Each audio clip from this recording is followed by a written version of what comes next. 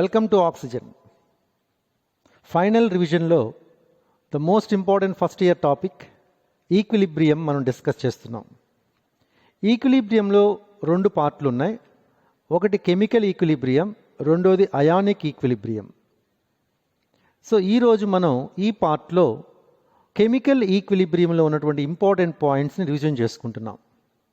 First of all కొన్ని fundamentals చూద్దాం. కొన్ని చాలా సింపుల్ బిట్స్ ఉంటాయి. For example, N2 + 3H2 gives our equilibrium 2NH3 ammonia preparation. So ఈ అమోనియా ప్రిపరేషన్ ఈక్వేషన్ మనం ఎక్కువగా యూజ్ చేసేటువంటి ఈక్వేషన్. అమోనియా ప్రిపరేషన్లో ఇక్కడ మీకు ఒక చిన్న కాన్సెప్ట్ నేర్పిస్తున్నాను, డెల్టా ఎన్ క్యాలిక్యులేట్ చేయటం. How to calculate delta N? Delta N is equal to, what is the formula? Number of moles of product, number of product moles minus number of reactant moles. Product మోల్స్లోంచి reactant మోల్స్ని subtract చేయండి. So product moles 2, reactant moles here 1, here 3, totally 4. So delta N is equal to 2 - 4 - 2. ఎప్పుడైతే నీకు delta N calculate చేయడం వస్తుందో, delta N calculate చేయటం వస్తే 3 bits నువ్వు చేయబోతున్నావు. ఒకటి, relation between KP and KC. KP is equal to KC into RT power delta N. ఈ డెల్టా ఎన్ వాల్యూ నువ్వు క్యాలిక్యులేట్ చేస్తావు, ఇక్కడ సబ్స్టిట్యూట్ చేస్తావు. ఇది ఒక bit, simple bit. Second bit, units. Units for KC, mole per litre whole power delta N. Delta N నువ్వు calculate చేసావు, ఆ వాల్యూ వేస్తే సరిపోతుంది. Similarly units for KP, atmosphere whole power delta N. Delta N నువ్వు calculate చేసావు, substitute చేస్తే సరిపోతుంది. అంటే డెల్టా ఎన్ క్యాలిక్యులేట్ చేయటం మీకు వస్తే 3 టైప్స్ ఆఫ్ బిట్స్ మనం చేయొచ్చు. So what is the simple formula? Number of moles of product minus number of moles of reactant. Note చేయండి.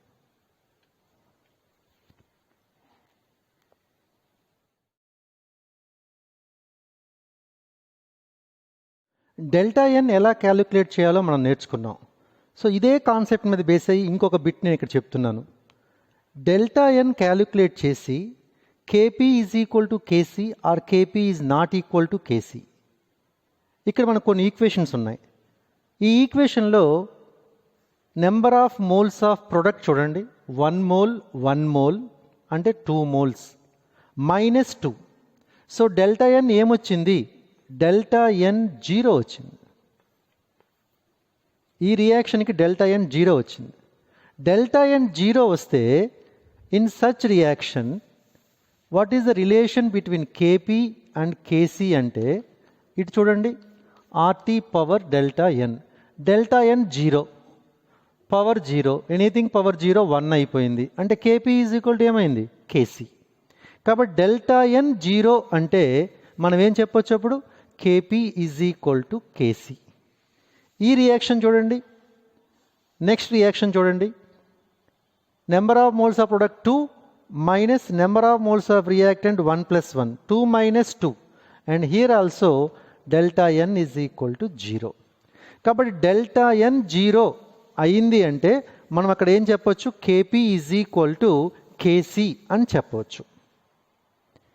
ఈ రియాక్షన్ చూస్తే number of moles of product, జాగ్రత్తగా చూడండి.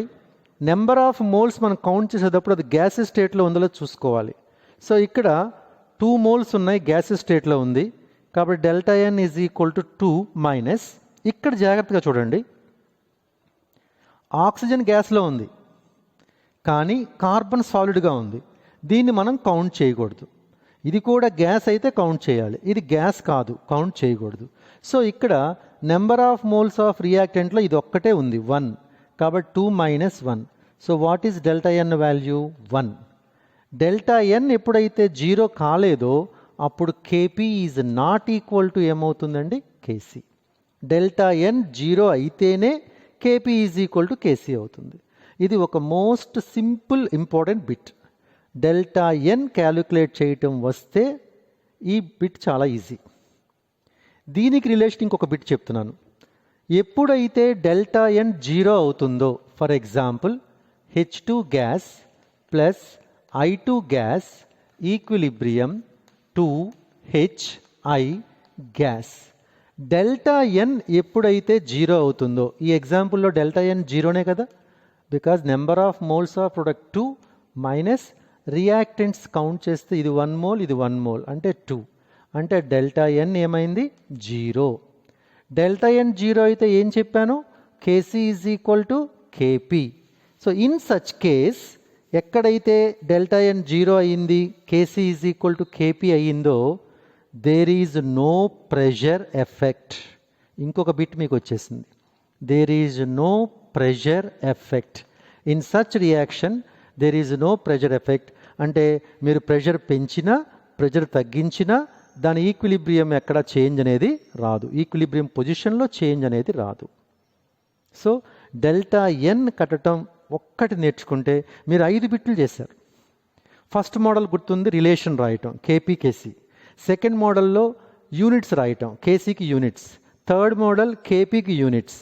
ఫోర్త్ మోడల్లో వాడు ఈక్వేషన్ ఇచ్చేసి కేసీ కేపీ ఈక్వల్లా కాదా, which is not equal to, in which of the following reaction KC is not equal to KP అలా అడుగుతాడు. అండ్ ఫిఫ్త్ మోడల్ ఏంటంటే ఏ రియాక్షన్లో అయితే మనకి కేసీ కేపీ ఈక్వల్ అవుతాయో అక్కడ ప్రెషర్ ఎఫెక్ట్ అనేది ఉండదు, ప్రెషర్ని పెంచినా తగ్గించినా there is no change in equilibrium position. Right.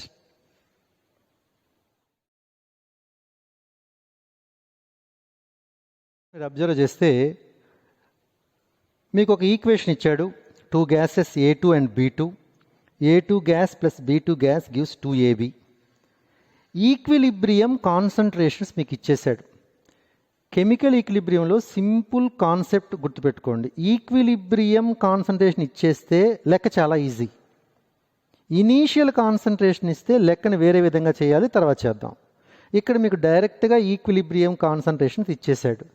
So సింపుల్గా కేసీ రాసుకోండి.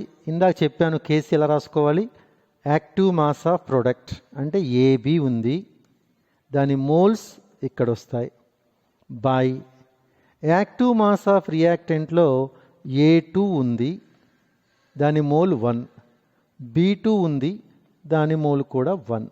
అయిపోయింది. ఇప్పుడు ఈ వాల్యూస్ ఇక్కడ మీరు సబ్స్టిట్యూట్ చేయటమే. సో ఏబి ఎంత ఇచ్చాడు వాడు, 2.8 ఇంటూ 10⁻³ హోల్ స్క్వేర్ ఉంది, నేను 2 టైమ్స్ రాస్తున్నాను అందుకుని. మళ్ళీ 2.8 ఇంటూ 10⁻³ క్యాన్సిలేషన్ ఈజీ కోసం అలా రాశాను అంతే. A2 ఎంత ఉంది, 3 ఇంటూ 10⁻³ B2 ఎంత ఉంది, 4.2 ఇంటూ 10⁻³ ఓకే. సో జాగ్రత్తగా అబ్జర్వ్ చేయండి. క్యాలిక్యులేషన్ కొంచెం, కెమిస్ట్రీలో క్యాలిక్యులేషన్ ఎగ్జాక్ట్గా వెళ్ళకూడదు. 10⁻³ 10⁻³ 10⁻³ 10⁻³ క్యాన్సిల్ చేశాను. So 2.8 into 2.8 into 3 here 4.2. దీని క్యాలిక్యులేషన్ నేను ఎలా సింప్లిఫై చేస్తానో ఒక్కసారి జాగ్రత్తగా చూడండి. సో కెమిస్ట్రీలో క్యాలిక్యులేషన్ పార్ట్ చేసేటప్పుడు నీదర్ ఆన్సర్ పెట్టుకోవాలి, నీదర్గా క్యాలిక్యులేషన్ చేసుకోవాలి, ఎగ్జాక్ట్గా క్యాలిక్యులేట్ చేయడానికి టైం ఉండదు మనకి.